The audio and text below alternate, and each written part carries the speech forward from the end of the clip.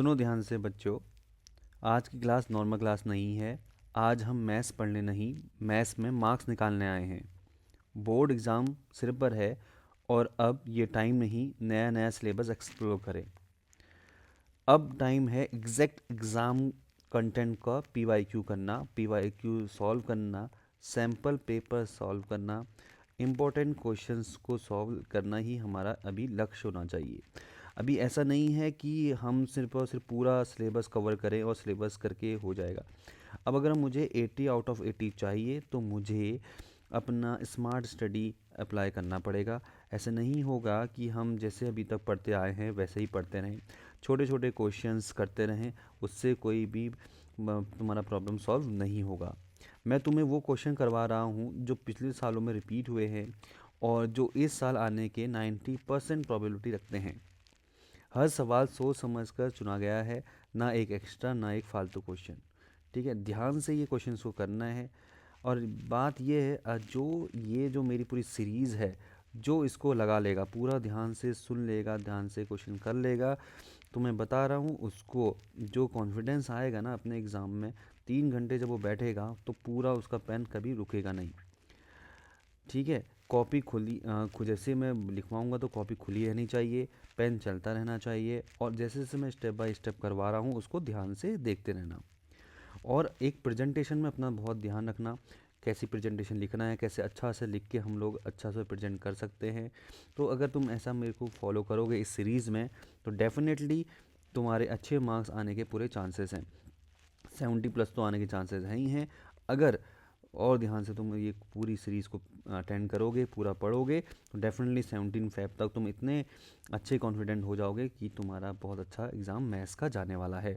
ठीक है, ये जो सीरीज़ शुरू कर रहा हूँ ये बेसिकली मैथ्स के लिए ही है। अगर आपको साइंस की भी अगर सीरीज़ चाहिए होगी तो मुझे कमेंट बॉक्स में लिख देना, तो मैं उसको साइंस के लिए भी करवा दूँगा। ठीक है, तो एक बार सिलेबस को देख लेते हैं। एक बार जो हमारा जो मैथ्स का सिलेबस है उसको एक बार देख लो। जो रियल नंबर से जो तुम्हारे क्वेश्चंस आते हैं वो 5 से 6 मार्क्स के आते हैं।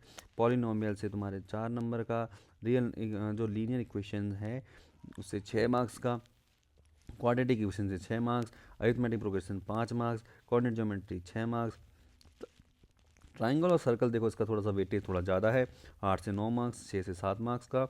और एप्लीकेशन ट्रिग्नोमेट्री दोनों मिलाकर, इंट्रोडक्शन और एप्लीकेशन दोनों मिलाकर 12 नंबर का आ रहा है, देख लो। ठीक है, और स्टैटिक्स और प्रोबेबिलिटी मिला के हमारे पे तो तुम्हें में मेन जो फोकस रहना चाहिए वो मेन अलजेब्रा में होना चाहिए, 20 मार्क्स का आएगा। ज्योमेट्री होना चाहिए जो 15 मार्क्स का है। ट्रिग्नोमेट्री 12 मार्क्स के। अगर यही चीज़ कर लो बढ़िया से, 20 और 15 35, 35 और 10 45 और 47, 47 मार्क्स का, तो यही जो मेन मेन 3 हैं इसी में से आ रहा है। तो ध्यान रखना, ये सीरीज़ में शुरू कर रहा हूँ और मैं हर एक बार एक नया क्वेश्चन अटेंड करूँगा, दूंगा आपको, और सीरीज़ को देख के आप हर एक पीवाईक्यू को कर सकते हो। ठीक है, तो चलिए शुरू करते हैं next question. The zeros of the quadratic polynomial. ठीक है, if the zeros of the quadratic polynomial, ये ना, if the zeros of the quadratic polynomial कितना है, ये है, इसमें 3 दे रखा है जीरोज, है ना, 1 0 दे रखा है ना। मान लो अल्फ़ा दे रखा है, ये अल्फ़ा इक्वल टू दे रखा है -3, देन द वैल्यू ऑफ, अच्छा, तो 1 0 दे रखा है, तो इसमें क्या करेंगे, अगर जीरो है ना, तो एफ एक्स जो ये पॉलिनोमियल है, मतलब ये जो पी एक्स पॉलिनोमियल है, इसकी वैल्यू क्या होनी चाहिए, जीरो होनी चाहिए। कब रखने पे, -3। भाई हम जीरोस किसे बोलते हैं, जीरोस उसे तो बोला जाता है ना जब को उस वैल्यू को रखा जाए, मतलब वो एक्स की वैल्यू को रखा, एक्स इक्वल टू क्या रखना पड़ेगा, -3 आएगा। एक एक्स की वैल्यू कुछ और आ रहा होगा, वो तो बात की बात है, लेकिन हम एक्स की वैल्यू अगर -3 रखते हैं तो इस पूरी की वैल्यू क्या होनी चाहिए, जीरो होना चाहिए। तो ठीक है, मैं मान लेता हूँ ये पॉलिनोमियल है पी एक्स, ये पॉलिनोमियल मानता हूँ जिसमें के -1 का एक्स का होल स्क्वायर प्लस के एक्स प्लस 1 दे रखा है। ठीक है, अब अगर मैं इसकी थोड़ी सी कम करता है ना, बहुत ज़्यादा ही बड़ा हो रहा है। ठीक है, तो अगर ये पॉलिनोमियल है, मतलब अगर ये जीरो है, एक्स की वैल्यू -3 अगर इसका जीरो है, तो अगर मैं पी की वैल्यू अगर -3 रखता हूँ, ठीक है, तो क्या होना चाहिए, तो के, तो ठीक है, के -1, एक्स की वैल्यू कितनी रखनी है, -3 का स्क्वायर प्लस के, तो ठीक है, और -3 रखना पड़ेगा, +1 हो जाएगा।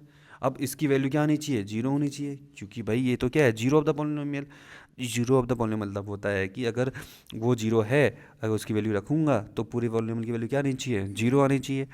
तो ठीक है, फिर अब मैं इसको सॉल्व करूँ तो कैसे होगा, अब बताओ, k-1 ये कितना हो जाएगा 9, प्लस ये कितना हो जाएगा, इसको हटा दो अब, है ना, -3k+1 इक्वल टू 0। अब ये मल्टीप्लाई होगा अंदर तो क्या हो जाएगा, 9k-9 -3k+1 इक्वल टू 0। अब यहाँ से देखो सॉल्व कर सकते हैं क्या हम, तो 9k और 3k कितना हो जाएगा 6k, -9 + 1 कितना होता है माइनस का 8 इक्वल टू 0। तो k की वैल्यू आ जाएगी प्लस का 8 डिवाइडेड बाय 6। तो ये कटेगा, कितना हो जाएगा 4 और ये जगह 3, कितना हो जाएगा 4/3। तो k की वैल्यू 4/3 क्या ऑप्शन में है, k की वैल्यू 4/3 बिल्कुल ऑप्शन में है, बिल्कुल सही जवाब।